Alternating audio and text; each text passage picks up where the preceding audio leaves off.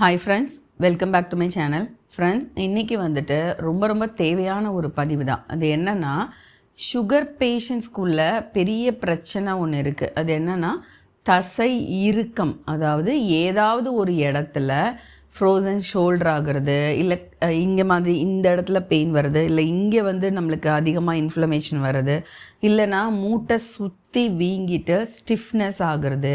அதாவது தேய்மானம்ன்றதை தவிர்த்து இந்த மாதிரி இன்ஃப்ளமேஷன், வீக்கங்கள், வலிகள், அதனால ஸ்டிஃப்னஸ், அதாவது இப்படி ஈஸியாக நம்மளால் கையோ காலோ விரலோ வந்து ஏதோ ஒரு இடத்துல அவங்களுக்கு ஒரு பிரச்சனை வருது.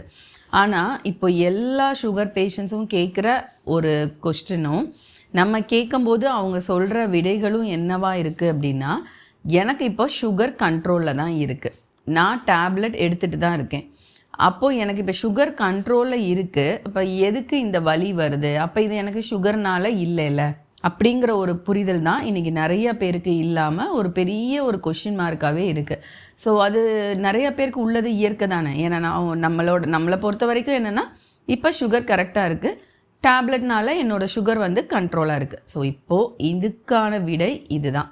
என்ன அப்படின்னா, ஏன் நீங்கள் சுகர் மாத்திரை எடுத்தாலும் சுகர் குறைந்தாலும் எதனால் உங்களுக்கு இந்த இன்ஃப்ளமேஷன், வீக்கங்களும், சிலருக்கு அதிகமான புண் வந்தால் ஆறாமல் இருக்கிற பிரச்சனையும் அப்படிங்கிறது தான் நம்ம இந்த பதிவு. ஆனால் புண்கள் பற்றி நான் ஏற்கனவே வீடியோ செப்பரேட்டாக போட்டிருக்கேன்.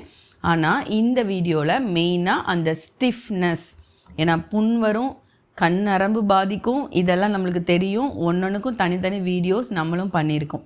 ஆனால் மெயினாக இப்போ ரொம்ப கவலைப்படுற ஒரு விஷயம் வந்து இந்த மாதிரி ஃப்ரோசன், ஏதாவது ஒரு இடத்துல ஸ்டிஃப்னஸ் ஆகிடுது அப்படிங்கிறது தான் ரொம்ப பெரிய பிரச்சனையாக இருக்குது. ஸோ அதற்கான விடை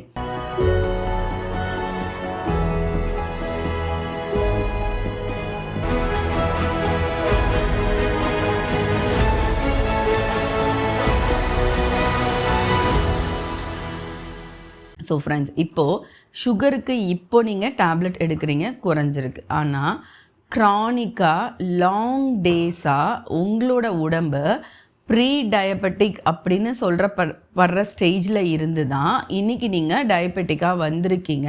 ஸோ அதுக்கு உங்களுக்கு இன்றைக்கி வந்து மருத்துவர்கள் அந்த சுகர் உடம்பில் எக்ஸ்ட்ரா குளுக்கோஸ் இல்லாமல் அது வெளியேறதுக்கும், உங்களோட லிவர் அதிகமான குளுக்கோஸை வெளியிடாமல் இருக்கிறதுக்கும் மருந்துகள் வந்து இன்றைக்கி மாற்றி அவங்க உடம்புக்கு ஏற்ற மாதிரி கொடுக்குறாங்க. ஆனால் நீங்கள் எல்லாருமே பார்த்துருப்பீங்க, வெறுமனே ஆரம்ப காலகட்டத்தில் ஒன்று ஏதாவது ஒரு ஃபார்முலா உள்ள மெடிசனாக இருக்கும். அது லைக் ஏதோ மெட்ஃபார்மின் ஆர் கிளைகோமேன், ஏதாவது ஒரு ஃபார்முலா மட்டும் வச்சு ஒரு மெடிசன் கொடுத்துருப்பாங்க. அப்போது தான் நீங்கள் வந்து ப்ரீ டயபெட்டிக்கில் இருக்கீங்கன்னு அர்த்தம். ஸோ அந்த நேரத்தில் உங்கள் உடம்பில் நடந்த விளைவுகள் தான் இன்றைக்கி அது பெரிய விஷயமாக வந்து இருக்குது. ஸோ அது என்னன்னு பார்க்கலாம். ஏன்னா சுகர் அப்படிங்கிறது ஒரு கிளைகேஷன் ப்ராசஸ் தான். உங்கள் உடம்புல அதிகமான சுகர் இருக்குது. ஸோ அது ஒரு ப்ரோட்டீன் மாலிகுல்ஸ் கூட போய் ஒட்டுது. ஸோ அது உங்களோட நரம்புகள் பாதிக்குது, டிஷ்யூஸை பாதிக்குது. ஸோ அதன் மூலமாக ஸ்கின்னோட எலாஸ்டிசிட்டி பாதிக்குது, இரத்த நாளங்கள், சிறு குழாய்கள், ஸோ அதோட அந்த எலாஸ்டிக் தன்மையும் சுருங்கவும் வைக்குது, ஸ்டிஃபாகவும் ஆக்குது. ஸோ அதனால் இரத்த ஓட்டம் தடைப்படுது. ஸோ அதனால புண்கள் ஏற்படுது, இந்த மாதிரி பெயின் வருதுங்கிறது நீங்கள் டேப்லெட் எடுத்து டயபெட்டிக், அதாவது டைப் 2 டயபெட்டிஸ் ஆனதுக்கு அப்புறம் நடக்கிற பெரிய பிரச்சனை. ஸோ அது நரம்புகளெல்லாம் பாதிக்க ஆரம்பிக்குது. அண்ட் மறதி, அல்சீமர், டெம்னிஷியா, இந்த மாதிரியான அடுத்த பிரச்சனைகளுக்குள்ளே நீங்கள் போகிறீங்க. ஸோ அது வந்து முக்கியமாக அந்த கிளைகேஷன்ற ப்ராசஸ். அது சுகரில் நீங்கள் இப்போது டைப் 2ல் இருந்து டேப்லெட்டாக போட்டு கண்ட்ரோலில் வச்சுருக்கும் போது நடக்கிற ஒரு அட் ப்ரெசன்ட் பிரச்சனை. ஸோ அதில் நரம்புகள் அதிகமாக பாதிக்கப்படுது, இரத்த குழாய்கள் பாதிக்கப்படுது. ஆனால் இந்த ஸ்டிஃப்னஸ்க்கு காரணமான விஷயம், நீங்கள் அதுக்கு முன்னாடி இருந்த ப்ரீ டயபெட்டிக்ஸில் என்ன நடக்குது அப்படின்னா, நீங்கள் உணவுகள் எடுக்கும்போது இன்சுலின் அதிகமாக சுரந்துகிட்டே இருக்குது. ஸோ நீங்கள் இன்சுலினை தூண்டப்படுற நிறையா உணவுகள், அதாவது உடனே ஸ்பைக் ஆகிற குளுக்கோஸ் ஸ்பைக், வேகமாக ரத்தத்தில் வந்து செரிமானமாகி கலக்கிற அதிகப்படியான அதாவது சிம்பிள் கார்போஹைட்ரேட், சுகர்லாம் எடுக்கும் போதோ, இல்லை ரொம்ப சாப்பிடாமல் இருந்து ரொம்ப விரதம் இருந்து அன்டைம் சாப்பிட்டு உங்கள் லிவர் நிறையா குளுக்கோஸை கொடுத்துட்டே இருக்கிற பிரச்சனையுமோ தான் ப்ரீ டயபெட்டிக்ஸ். அப்போது உங்களுக்கு இன்சுலின் வந்து நல்லா சுரந்துட்டுருக்கு. ஸோ நீங்கள் டைப் 2க்குள்ளே அப்படி போய் இன்சுலினே சுரக்கலைன்ற பிரச்சனைக்குள்ளே போகலை. ஆனால் இன்சுலின் அதிகமாக சுரக்குது, பட் உங்கள் செல்லுக்கு அது தேவைப்படாமல் உங்கள் செல் ஒரு கட்டத்தில் என்னோடய உடம்புக்கு செல்ஸ்லாம் எனக்கு இவ்வளோ போதும், இதுக்கு மேலே தேவை இல்லை அப்படின்னு சொல்கிறதாலையோ, இல்லை தரமான இன்சுலினாக இல்லாமல் இன்சுலினோட கான்சன்ட்ரேஷன் அதிகமாக இருக்கும்போதோ என்ன ஆகும்னா உங்கள் செல் வந்து ஏற்றுக்காமல் இன்சுலின் உங்கள் உடம்புல குளுக்கோஸ், இந்த பாயிண்ட்டை நல்லா நோட் பண்ணுங்கள், குளுக்கோஸ் ஒரு பக்கம் அதிகமாக இருந்தாலும் உங்கள் உடம்பில் இன்சுலினும் அதிகமாக இருந்துக்கிட்டே இருக்குது. ஸோ இந்த இன்சுலினும் இந்த குளுக்கோஸ் இந்த ரெண்டுமே அதிகமாக இருந்து தான் இந்த மாதிரியான இன்ஃப்ளமேஷன்ஸை உருவாக்கியிருக்கு. ஒரு கட்டத்தில் கொஞ்சம் கொஞ்சமாக உள்ள ரொம்ப நாளாக இந்த மாதிரியான வீக்கங்களை உண்டு பண்ணிக்கிட்டே இருந்திருக்கும், அது நம்மளுக்கு தெரியாது. இன்னொன்று, இந்த மாதிரி எக்ஸஸாக வந்து லிவரில் போயும் என்ன பண்ணோன்னா அதிகமாக இருக்கிற குளுக்கோஸை ஃபஸ்ட்டு ஸ்டேஜில் அது என்ன ட்ரை பண்ணோன்னா, இந்த ஒரு 30 வயசுலேருந்து அது என்ன ட்ரை பண்ணிகிட்டு இருந்திருக்கோன்னா லிவரில் போய் கொஞ்சம் ஸ்டோர் பண்ணும், மசில்ஸில் ஸ்டோர் பண்ணும் அந்த எக்ஸ்ட்ரா குளுக்கோஸ் எல்லாத்தையும். ஸோ அந்த எக்ஸ்ட்ரா குளுக்கோஸ் எல்லாமே இந்த மாதிரி போய் அங்கங்கே சேவ் பண்ணும்போது அது எதா இருக்கும் அப்படின்னா ஃபேட், அதாவது கொழுப்பு படலமாக உள்ளே வந்து ஃபார்ம் ஆகும். ஸோ இந்த மாதிரி எக்ஸஸ் ஃபேட் வந்து மெயினாக நம்மளோட வயிறை சுற்றியும் நம்மளோட இந்த மாதிரி ஹிப்லையும் உருவாகிறது, இங்கே சைடில் உண்டாகிறது, இங்கே மசில்ஸில் வர்றது, கையில், இந்த மாதிரியான எக்ஸஸ் ஃபேட்லாம் எதை வந்து ரிலீஸ் பண்ணுதுன்னு சொல்கிறாங்கன்னா ப்ரோ இன்ஃப்ளமேட்ரி ஒரு கெமிக்கல், ஒரு ப்ராடக்ட், அதாவது வீக்கங்களை உருவாக்குற ஒரு கெமிக்கல் ப்ராடக்ட், அது பேர் வந்து சைட்டோகைன்ஸ். ஸோ இந்த விதமான ஒரு மாலிகுல் அந்த அதிகமான ஃபேட் வந்து நம்மளோட உடம்பில் உருவாக்குது. ஸோ அதுதான் நம்ம உடம்பில் இந்த மாதிரி வீக்கங்களை உண்டு பண்ணுது. ஸோ அப்போ இன்சுலின் ரெசிஸ்டன்ஸ் அப்படின்னு இன்றைக்கி எல்லாரும் எல்லா வீடியோலையும், சின்ன பிள்ளைங்களுக்கு கூட இந்த கழுத்தில் கருப்பு வருதுன்னா உடனே சொல்கிற ஒரு விஷயம் ஹார்மோன் இம்பேலன்ஸ், அதாவது இன்சுலின் ரெசிஸ்டன்ஸ், இன்சுலினோட இம்பேலன்ஸ், அதிகமான இன்சுலின் அந்த குழந்தைங்களுக்கு இருக்குது. ஸோ கொஞ்சம் அலர்ட் ஆகுங்க. உங்களோட வீட்டில் இந்த மாதிரி சின்ன வயசுலேருந்தே ஒரு டீனேஜர்ஸ்க்கெல்லாம் கழுத்து கருப்பு மட்டும் அப்படியே பட்டையாக இருக்குது அப்படின்னா கண்டிப்பாக ஃப்யூச்சரில் ப்ரீ டயபெட்டிக்ஸ்குள்ளே போகிறாங்க, அவங்க சுகரில் அவங்களுக்கு டயபெட்டிக்ஸ் வரப்போகுது அப்படிங்கிறதுக்குரிய அறிகுறி. அதுக்கு அடுத்து அந்த ப்ரீ டயபெட்டிக் ஸ்டேஜ்னே ஒரு 10 வருஷம் நம்ம இருக்கோம். ஸோ அந்த 10 வருஷத்தில் உங்கள் உடம்பில் வர்ற அந்த இன்ஃப்ளமேஷன் தான் இன்றைக்கி நீங்கள் சுகர் டேப்லெட் எடுத்தாலும், உங்கள் சுகர் கண்ட்ரோலாக இருந்தாலும், உங்கள் உடம்புல இருந்த அந்த லாங் டேர்ம் இன்ஃப்ளமேட்ரி, அதாவது வீக்கங்களை உண்டு பண்ணுற அந்த கெமிக்கல் மாலிகூல்ஸ் தான் காரணம். அண்ட் அஃப்கோர்ஸ் நீங்கள் இப்போ சுகருக்கு டைப் 2 வந்தால் கூட இப்போவும் நீங்கள் நினைக்கிறீங்க உங்களோட சுகர் வந்து கண்ட்ரோலில் இருந்தால் கூட நீங்கள் எடுக்கிற அந்த இன்சுலின் வந்து ஒருவேளை நீங்கள் சாப்பிட்ற உணவுகளை விட அதிகமான இன்சுலின் உங்கள் உடம்புக்கு கொடுத்து அதை சுகரை மட்டும் குறைச்சி அதை எக்ஸ்க்ரீஷன்ஸ் வெளியேற்றுறதுக்கும் ஒரு மெடிசன் கொடுத்து நம்ம ஏற்றிட்டுருக்கோம். ஆனால் அந்த கொடுக்குற அந்த ஹை இன்சுலின் வந்து நீங்கள் சாப்பிட்றதையும் ரொம்ப குறைச்சிட்டு இன்சுலினும் நீங்கள் அதிகமாக எடுக்கிறீங்கன்னா அந்த ஹை இன்சுலினுமே உங்களுக்கு இந்த மாதிரியான வீக்கங்களை உண்டு பண்ணும். ஏன்னா ஹை இன்சுலின் இருக்குது, ஆனால் இப்போயுமே உங்கள் செல் வந்து அதை ரெசிஸ்ட் பண்ணுது, இன்சுலின் வேண்டான்னு.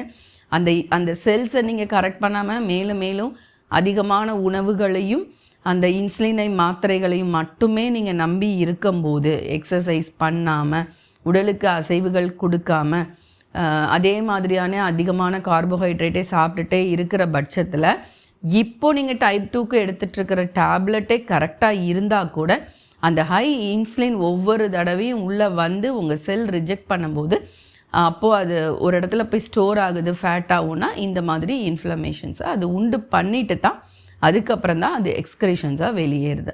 ஸோ பாஸ்ட்டாக இருந்த ப்ரீ டயபெட்டிக்ஸும் இப்போது நீங்கள் இன்சுலின் டேப்லெட்லாம் போட்டு மருந்து மாத்திரைகள் எடுத்தும் உங்கள் உணவை கண்ட்ரோல் பண்ணாமையும் ஃபிசிக்கல் எக்ஸசைஸும் இல்லாமையும் இருந்தாலும் உங்கள் செல்ஸ் ஏற்றுக்காது. நீங்கள் கொடுக்குற மருந்துகள் வேஸ்ட்டு, செல் உங்களை ரெசிஸ்ட் தான் பண்ணுது. ஸோ அப்பவும் உங்கள் உடம்புல ஃபேட் டெபாசிட் ஆகுது. ஸோ நல்லா பார்த்துருப்பீங்க, ஒருத்தருக்கு டோஸை கூட்ட சாப்பாடையும் அதே அளவே எடுத்துகிட்டு டோஸ் கூட்ட என்ன ஆகும் அப்படின்னா, கண்டிப்பாக கவனித்து பார்த்தீங்கன்னா தொப்பை மட்டும் போடும். அதாவது இன்சுலின் வருது, ஆனாலும் உங்கள் செல் ஏற்றுக்கல. ஸோ வெளியேற்றுது, கொஞ்சம் ஃபேட்டாக டெபாசிட் ஆகுது. ஸோ அந்த ஃபேட் இன்ஃப்ளமேஷன்ஸை உருவாக்குது. ஸோ இதுதான் இதுக்கு பின்னாடி இருக்கிற ஒரு முக்கியமான காரணம். ஸோ ஃப்ரெண்ட்ஸ், இனிமே எனக்கு சுகர் இல்லை, மாத்திரை கரெக்டாக எடுக்கிறேன் அப்படின்ற ஒரு விஷயத்த சொல்லி நம்ம அதை பற்றி ஒரி பண்ணாமல், அஃப்கோர்ஸ் நான் ப்ரீ டயபெட்டிக்காக இருந்தேன், இப்போயும் நான் டேப்லெட் எடுக்கிறேன், அப்போ என்னோடய உணவு மாற்றங்கள் இன்னும் தேவைப்படுது அப்படிங்கிறத நீங்கள் ஒரு அலர்ட்டாக எடுத்து சுகரை இன்னுமே, அதாவது கட்டுக்குள் அப்படிங்கிறத விட உங்கள் டோசேஜை நீங்கள் குறைக்க வைக்கிறீங்கன்னா இந்த இன்ஃப்ளமேஷன் உங்கள் உடம்பை விட்டு போகுதுன்னு அர்த்தம். ஸோ நீங்கள் நினச்சிட்டு இருக்க மாதிரி மருந்துகள் எடுத்து என் சுகர் கண்ட்ரோலில் இருக்குனாலும் பின்னாடி சில உறுப்புகள் இந்த மாதிரியோ வீக்கங்களோ இல்லை மேபி நரம்புகள் பாதிக்கப்பட, ஏன்னா சுகர் போய் அதை அடைச்சி வெசல்ஸை சுருக்காமல் ஃப்யூச்சர் பெரிய காம்ப்ளெக்சிட்டிலாம் வராமல் தடுக்குது. அது உண்மை. ஆனால் அதுக்கு தேவைன்னு சொல்லி நம்ம மருந்து எடுக்கிறது ஓகே தான், ஏன்னா அது தேவை. ஏன்னா நரம்புகள் பாதிக்கக்கூடாது, ஹார்ட்டில் போய் பிளாக் ஆகக்கூடாது, இதெல்லாமே இருக்குது. ஆனாலுமே நீங்கள் உணவுகளை குறைக்காமல் இந்த மருந்துகள் எடுக்கும்போது இந்த சில பக்க விளைவுகளை நீங்கள் கொஞ்சம் கண்ட்ரோல்குள்ளே கொண்டு வந்தாலுமே அந்த insulin spike and glucose spike anyway advance high ஆகி அதுக்கப்புறம் 1.5 மணி நேரம் 2 மணி நேரம் கழித்து தான் உடம்பை விட்டு வெளியேறுது. அதனால தான் நீங்கள் சுகரே அதுக்கப்புறம் பார்க்குறீங்க. அப்போ அந்த 2 மணி நேரத்தில் நடக்கிற அந்த சில பக்க விளைவுகள் உங்கள் உடம்பில் கண்டிப்பாக இந்த மாதிரியான இம்பேக்டை ஏற்படுத்திட்டு தான் போகுங்கிறது தான் இந்த வீடியோவோட முக்கியமான ஒரு ஐ ஓப்பனராக இருக்கணும் ஃப்ரெண்ட்ஸ். ஸோ நான் இதை ரொம்ப கோடிட்டு காமிக்கிறேன். ஸோ நீங்கள் எப்போ இந்த இன்ஃப்ளமேஷன் வராமையும் நரம்பு மண்டலங்கள்லாம் பாதிக்கப்படாமையும் இருக்க போது நான் சுகரில் இருந்தாலும் அப்படின்னு நீங்கள் நினைக்கணும்னா உங்களோட டோசேஜை அவங்க குறைக்கணும். டாக்டர்ஸ் டோசேஜை குறைக்கணும்னா குறைக்க வேண்டிய அளவுக்கு உங்கள் ரிசல்ட், ஏதோ சுகர் வந்துருச்சு ஒரு டோஸ் கொடுக்குறாங்க, அதை நம்ம போயிட்டோம், அதை குறைக்கிற அளவுக்கு உங்களோட டயட்டும் உங்கள் எக்ஸசைஸும் இருந்து மாத்திரைகளை டாக்டர்ஸே குறைக்கணும். அவங்களாம் உங்கள் ரீடிங்கை பார்த்து குறைக்கிற ஒரு சூழ்நிலையை நீங்கள் உருவாக்குனீங்கன்னா நீங்கள் இந்த இன்ஃப்ளமேஷனில் இல்லை, நான் சுகரை கட்டுக்குள்ளே வச்சுருக்கேன் அப்படிங்கிறத நீங்கள் தைரியமாக காலரை தூக்கி விட்டு நீங்கள் சொல்லலாம். அது வரைக்கும் உங்கள் சுகர் கண்ட்ரோலில் இருக்குது, நான் மாத்திரை போட்டு கண்ட்ரோலில் தான் வச்சுருக்கேன்ற வார்த்தையை நீங்கள் தயவுசெய்து யூஸ் பண்ணாதீங்க. அது இந்த மாதிரியான க்ரானிக் இன்ஃப்ளமேஷன்ஸை உங்களை அறியாமல் உங்கள் உடம்பில் கண்டிப்பாக அந்த வித்தின் 2 hours நீங்கள் சாப்பிட்டுட்டு அந்த 1 மணி நேரம், சின்னதாக ஸ்நாக்னா 1 மணி நேரம், ஃபுட்டுனா 2 மணி நேரம், அதுக்குள்ளே நடக்கிற அந்த ஸ்பைக் இந்த பக்க விளைவுகளை ஏற்படுத்திட்டு தான் உங்கள் டேப்லெட்டுக்கு அது சொன்னடி கேட்டு அதுக்கப்புறம் என்ன நடக்கணுமோ அந்த விஷயங்கள் நடக்குது. ஸோ உங்கள் ஃபுட்டு, எக்ஸசைஸ் அண்ட் சும்மா ஸ்பைக் பண்ணி அப்பப்போ 2 மணி நேரத்துக்கு ஒருக்க நிறைய ஸ்நாக்ஸ் சாப்பிட்டு அப்படி பண்ணாமல் உங்களோட உணவு ஸ்டைலை ஃபுல் காம்ப்ளெக்ஸ் கார்பன், நான் 10 எப்படி பண்ணணும்னு ஒரு டிப்ஸ் போட்டிருக்கேன். எந்தெந்த ஃபங்க்ஷனல் ஃபுட்ஸ்லாம் நீங்கள் ஆட் பண்ணிக்கலாம் உங்கள் உணவோட. அப்படி பண்ணும்போது உங்கள் உணவு இந்த மாதிரி டக்குன்னு ஸ்பைக் பண்ணாமல் குளுக்கோஸை சட்டுன்னு ஏற்றி இறக்காமல் எப்படி நின்று நிதானமாக செரிமானம் நடக்கிற உணவுகளை எடுக்கலான்றதுக்கு ரொம்ப தெளிவான ஒரு வீடியோ நான் போட்டிருக்கேன். ஸோ அது பாருங்கள். இன்னும் உங்கள் டாக்டர்ஸ்கிட்டையும் கேளுங்க. இன்றைக்கி எல்லா டாக்டர்ஸும் ஒரு டயட்டிஷியன் வச்சுருக்காங்க. ஸோ அவங்க மூலமாகவும் நல்ல உணவு பட்டியலை நின்று நிதானமாக செரிக்கிற உணவுகளை கேட்டு தெரிஞ்சுக்கோங்க. அண்ட் அந்த டிப்ஸ் வீடியோலே நான் சில எக்ஸசைஸ் கூட சொல்லியிருக்கேன். ஸோ அதையும் பார்த்து தெரிஞ்சுக்கோங்க. அதாவது பெருசாக எக்ஸசைஸ் இல்லை, சாப்பிட்டோன்னே என்னென்னலாம் பண்ணால் உங்களோட உணவு செரிமானமாகி மசில்ஸ்க்கு தேவைங்கிறதுனால இப்படி போய் இன்ஃப்ளமேஷன்ஸை உருவாக்காது, அதுக்குரிய எக்ஸசைஸ் என்ன அப்படிங்கிறத நான் டீட்டெயிலாக ஒரு வீடியோ போட்டிருக்கேன். ஸோ அதையும் நீங்கள் பாருங்கள். ஸோ இந்த மாதிரி உணவு பட்டியலை கரெக்ட் பண்ணுங்கள். ஓகே மேடம், இப்போது எனக்கு விஷயங்கள் தெரிஞ்சிருச்சு. நான் இனி என்னோடய இன்ஃப்ளமேஷன் உருவாகாமல் நான் அந்த பட்டியல்களையும் என்னோடய சுகரை கண்ட்ரோலில் கொண்டு உங்கள் டாக்டர்ஸே உங்களோட ரேஞ்சஸ் மாத்திரையோட லெவலை குறைச்சிட்டாங்க அப்படின்னு நீங்கள் சக்ஸஸ் அப்படின்னு நீங்கள் அடுத்து எனக்கு கமெண்ட்டில் போடுங்க. ஸோ அந்த லெவலுக்கு நீங்கள் இதை ஃபாலோ பண்ணிக்கோங்க. ஓகே, இப்போ எனக்கு இன்ஃப்ளமேஷன்ஸ் இருக்குது, இனிமேலும் நான் கொஞ்சம் கொஞ்சமாக உணவை குறைக்கிற வரைக்கும் எனக்கு சில உணவுகள் சப்போர்ட் பண்ணணும். அதுக்குரிய ரெமெடியும் என்னோடய பெயினை குறைக்கிற மெடிசனும் சொல்லுங்கள். இப்போ தான் அதுக்கு வரோம். ஸோ ஃப்ரெண்ட்ஸ், நீங்கள் வீடியோவை ஸ்கிப் பண்ணிவிட்டு டைரெக்டாக அந்த ரெமெடிஸ்க்கு ஒரு வேளை வந்திருந்தீங்கன்னா தயவு செய்து இந்த வீடியோ உங்களுக்கு தேவையே இல்லை. நீங்கள் அதுக்கு வீடியோ பார்க்காம இருக்கலாம்.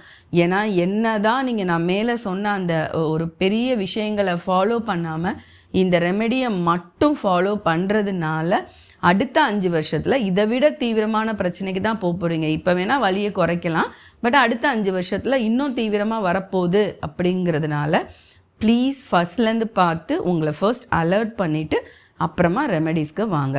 ஓகே, இப்போது இந்த விஷயத்துக்கு ரொம்ப அருமையாக ஹெல்ப் பண்ணுற ஒரு விஷயம், ஒரு வேளையாவது, அதுவும் மெயினாக காலையில் உங்களோட காலை உணவுக்கு அப்புறமா ஒரு 5 நிமிஷம் கழித்து ஒரு க்ரீன் டீ எடுத்துகிட்டு வாங்க. ஸோ அது இந்த இன்ஃப்ளமேஷனையும் உங்கள் பாடிக்கு ஏற்படுற உணவுனால் வர்ற அந்த stress, vitamin E, anti accident கொடுக்குது. ஸோ இதெல்லாம் கொடுக்கும்போது மார்னிங் சுகர் கண்ட்ரோலில் வருது ஆஃப்டர் ஃபுட்டுக்கு. ஸோ அதுக்கு அப்புறமா கொஞ்சம் கொஞ்சமாக இந்த இன்ஃப்ளமேஷன்ஸ் வந்து உங்கள் உடம்புலேருந்து குறைய ஆரம்பிக்குது வித் குட் டயட் அண்ட் எக்ஸசைஸோட.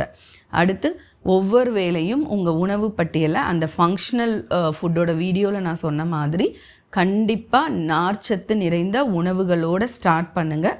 ஒரு அரை கொய்யாப்பழம், அரை ஆப்பிள் அப்படி சாப்பிட்டுட்டு ஒவ்வொரு உணவையுமே சாப்பிடுங்க. நார்ச்சத்து கூட சேரும்போது உங்களோட ரத்தத்தில் சட்டுன்னு அந்த இன்சுலினும் மாத்திரையோட ஹை இன்சுலின் போய் இந்த மாதிரி எந்த பிரச்சனைகளையும் உண்டு பண்ணாமையும் நிறுத்தி நிதானமாக டைஜஷன் நடக்கும். ஸோ அதனால் உடனடியாக இந்த மாதிரி ஸ்பைக் ஆகாத போது அடுத்த இன்ஃப்ளமேஷன்ஸ் வராமையும் இருக்கும். அதுக்கப்புறம் காலை உணவோட எப்பயுமே சாப்பிட்டு முடித்ததுக்கப்புறம் ஆளி விதை உங்கள் உணவில் ஏதாவது ஒரு உருவத்தில் ஒமேகா 3 வேணும். ஸோ அதுக்கு வந்து நிறைய இருக்கிற ஒரு விஷயம் வந்து ஆளி விதை தான். ஸோ அந்த ஆளி விதையை உங்களோட உணவுகளில் ஏதாவது ஒரு வேளையாவது எடுத்துக்கோங்க. நைட்டு வேண்டாம், காலை மதியம் 2 வேளையில் நீங்கள் எப்போ வேணும்னாலும் நீங்கள் எடுத்துக்கலாம். ஸோ அந்த மாதிரி ஆட் பண்ணிக்கோங்க. அடுத்து ஒவ்வொரு உணவுலையும் நான் அந்த வீடியோவில் சொன்ன மாதிரி நார்ச்சத்தோடு சேர்த்து முளைக்கட்டுன பாசி பயறு எடுத்துக்கோங்க. ஏன்னா அது நல்ல புரதம், விட்டமின் சி நிறைந்தது. ஸோ அது ஆட் பண்ணும்போதும் உங்களுக்கு இந்த மாதிரி ஸ்பைக் உடனே வராது. அது அப்படி ஸ்பைக் வராதனால இன்ஃப்ளமேஷன்ஸ் அடுத்தடுத்து வராமல் இருக்கும். ஒன்று.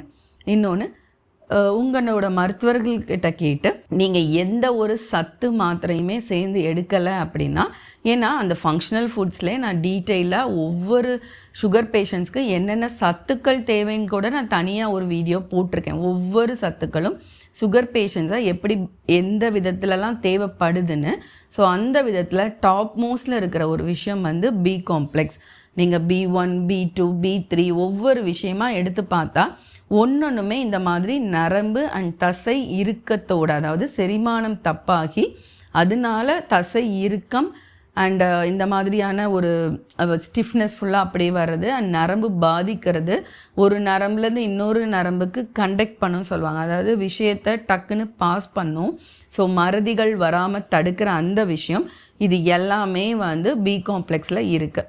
ஸோ உங்கள் மருத்துவர்கிட்ட கேளுங்க. கொஞ்ச நாளைக்கு உங்களுக்கு இந்த பிரச்சனைகள் இருக்குது அப்படின்னா, பி காம்ப்ளெக்ஸ் வந்து இந்த மாதிரி தசை இறுக்கம் இருக்குன்னா நான் எந்த ஒரு நியூட்ரிஷன் சப்ளிமெண்ட்ஸ் எடுக்கலை, நான் ஏதாவது எடுக்கலாமான்னு கேளுங்க. அதுலேயும் பி காம்ப்ளெக்ஸ் கொடுத்தா ரொம்ப நல்லது.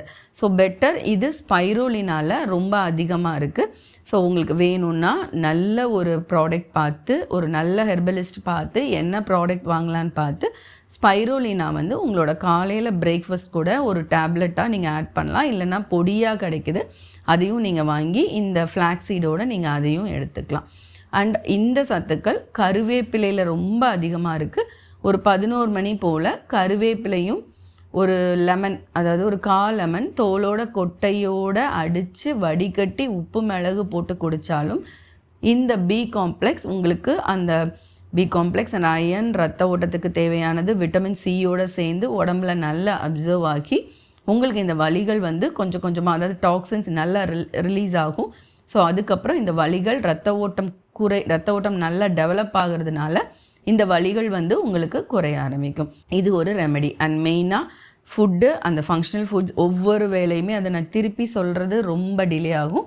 ஸோ அந்த வீடியோ பார்த்திங்கன்னா ஒவ்வொரு ஃபுட்டோடையும் எந்தெந்த functional foods like cinnamon, cardamom, turmeric, melatonin, melatonin, melatonin, melatonin, melatonin, பட்டை ஏன் ஆட் பண்ணணும், வெந்தயம் ஏன் ஆட் பண்ணணும், ஒவ்வொரு உணவுடையும் அந்த ஒவ்வொரு விஷயமும் என்ன பண்ணுதுன்றது எல்லாமே நான் டீட்டெயில்டாக போட்டிருக்கேன். ஸோ பட் எனிவே இந்த விஷயத்தில் ரொம்ப கரெக்டாக 2 ஹெர்ப்ஸ் வந்து ஹெல்ப் பண்ணுது. ஒன்று பட்டை, இன்னொன்று வெந்தயம்.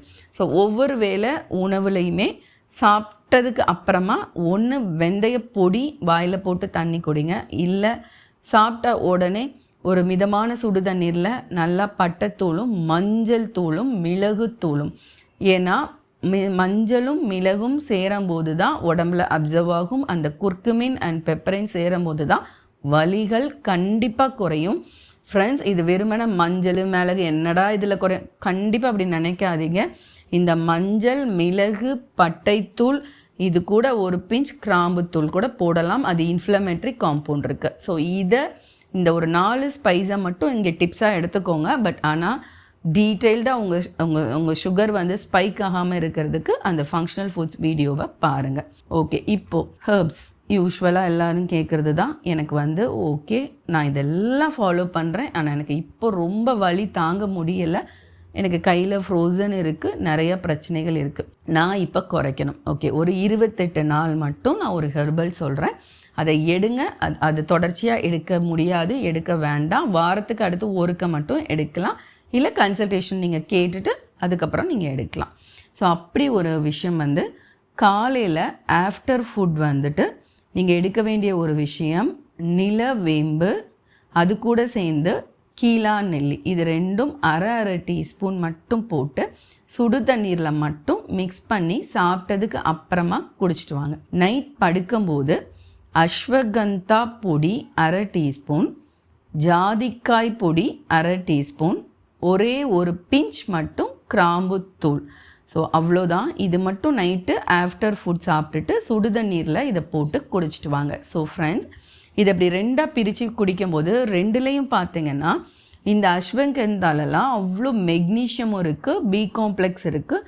நிலவேம்பில் எங்கே இன்ஃபெக்ஷன் இன்ஃப்ளமேஷனை ஆற்றுற தன்மை இருக்குது. கீழா நெல்லி உங்கள் லிவர் மேலும் மேலும் ரொம்ப அதிகமாக வந்து ரியாக்ட் பண்ணி நிறைய குளுக்கோஸ் செக்ரீட் பண்ணாமல் இருக்கிறதுக்காக, ஃபேட்டி லிவரையும் பேலன்ஸ் பண்ணுறதுக்காக மார்னிங் வந்து அந்த கீழா நெல்லியும் நிலவேம்பும், இரவு வந்துட்டு உங்கள் பாடி ஸ்ட்ரெஸ்ஸில் போய் கார்டிசால் மோட் போய் அதனால இன்சுலின் ரொம்ப அதிகமாகி மார்னிங் சுகர்லேருந்து அதிகமாக ஸ்டார்ட் பண்ணாமல் இருக்கிறதுக்காக அந்த ஜாதிக்காய் பொடியும் அஸ்வகந்தா கிராம்பு is a best inflammatory product, அது ஆன்டி இன்ஃப்ளமேட்ரி ப்ராடக்ட். ஸோ நீங்கள் அதை ஆட் பண்ணும்போது பெயின் வந்து அன்னைக்கு அப்போது நல்லா குறையிறத உங்களால் பார்க்க முடியும். ஸோ ஃப்ரெண்ட்ஸ், இது 28 நாட்கள் மட்டும்தான். ஸோ இப்போது நீங்கள் அந்த ஃபங்க்ஷனல் ஃபுட்ஸ் வீடியோ பார்த்து நல்லா உங்களோட சுகரை கண்ட்ரோல் அப்படி இல்லை, அந்த வேர்டே ஆக்சுவலி தப்பு, ஏன்னா மருந்து எடுக்கிறீங்க, ஸோ கண்ட்ரோலில் தான் வச்சுருக்கீங்க. ஆனால் நான் சொன்ன மாதிரி மருந்து டோஸை குறைக்கிற சூழ்நிலை வந்தால் மட்டுமே உங்கள் சுகர் கண்ட்ரோலில் இருக்குதுன்னு அர்த்தம்.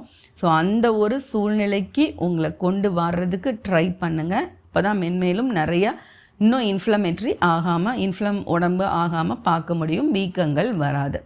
இப்போது ஏன் வந்துச்சுன்னு பார்த்தாச்சு, வந்ததுக்குரிய ரெமடிஸ் நான் சொல்லிட்டேன். ஸோ ரொம்ப முக்கியமான ஒரு அக்குபஞ்சர் புள்ளி சொல்கிறேன். இந்த நடுவிரலேருந்து நேராக வந்து இந்த க்ரீஸில் இன்டர்செக்ட் ஆகிற ஒரு புள்ளி வந்து PC7. ஸோ இந்த ஒரு புள்ளி இந்த இன்ஃப்ளமேஷன்ஸை குறைக்கிறதுக்கு நிறைய சான்றுகள் இருக்குது. ஸோ இது ஸ்ட்ரெஸ்ஸையும் குறைக்கும், லைக் கார்டிசால் அந்த ஹார்மோனையும் பேலன்ஸ் பண்ணுது, உங்கள் அட்ரினல் கிளாண்டில் வர்ற அந்த ஸ்ட்ரெஸ்ஸையும் பேலன்ஸ் பண்ணுது. அண்ட் இது ஒரு எர்த் எலிமெண்ட், அதாவது பெரிகார்டியமும் எர்த் ரெண்டு பூதங்களை கனெக்ட் பண்ணுது. ஸோ மண் பூதம் அதுதான் செரிமானத்துக்கு தேவை. ஸோ அதையும் இது சரி பண்ணுது. ஸோ உங்கள் செரிமான தன்மையும் குறையும், கரெக்டாகும், உங்களோட ஸ்ட்ரெஸ்ஸும் குறையும், ஹார்மோனும் பேலன்ஸ் ஆகும். ஸோ ஒவ்வொரு வேளையும் சாப்பிட்டதுக்கு அப்புறம் இந்த புள்ளியை 10 தடவை மூச்சை இழுத்து விட்டுட்டு சுற்றி விடுங்க. அதுக்கப்புறம் உங்கள் சுகர் டேப்லெட்டை போடுங்க. ஸோ உங்களோட சுகரில் அதுக்கப்புறம் நல்ல மாற்றம் தெரியும், உங்கள் டோஸை குறைக்கிற அளவுக்கு. ஆனால் அதிகமாக ஹெவி லோடாக சாப்பிட்டுட்டு இந்த புள்ளியை தூண்ட சொல்லலை, அதனால தான் இந்த அக்குபஞ்சர் புள்ளியை நான் இறுதியில் கொடுக்குறேன். ஸோ நான் மேலே சொன்ன எல்லா விஷயங்களையும் நீங்கள் ஃபாலோ பண்ணிவிட்டு இந்த அக்குபஞ்சர் புள்ளிகளையும் சேர்ந்து தூண்டிட்டு வாங்க. பொடிகளையும் எடுத்துக்கோங்க. அது இப்போ இருக்கிற வலிகள், வீக்கங்கள், ஸ்டிஃப்னஸை குறைக்கும். ஸோ ஃப்ரெண்ட்ஸ், இந்த ஒரு தகவல் ரொம்ப ரொம்ப இன்றைக்கி நிறைய பேருக்கு அவசியம். ஏன்னா யார் எப்போ கேட்டாலும் நான் மாத்திரை போட்டுட்ருக்கேன், சுகர் கண்ட்ரோலாக இருக்குது, இல்லை சுகர் இல்லை டாக்டர், அப்படி தான் பேசுகிறாங்க. ஸோ அது தப்பு. அந்த மருந்து 2 மணி நேரம் வேலை செஞ்சு உங்கள் சுகரை குறைக்கிறதுக்குள்ளே ஒவ்வொரு உணவுகளையும் ஒவ்வொரு ஸ்நாக்ஸ்லையும் நடக்கிற அந்த பக்க விளைவுகள் தான் உடம்புல ஏற்படுது. ஸோ இதுதான் இந்த வீடியோவோட ஒரு ஐ ஓப்பனரான விஷயம் இதுதான். ஸோ இதை எல்லாருக்குமே ஃபார்வர்ட் பண்ணுங்கள். நீங்களும் இன்னும் என்னோடய சேனலை சப்ஸ்கிரைப் பண்ணலைன்னா சப்ஸ்கிரைப் பண்ணிக்கோங்க. மற்றொரு உபயோகமான வீடியோவில் சந்திக்கிறேன். நன்றி, வணக்கம்.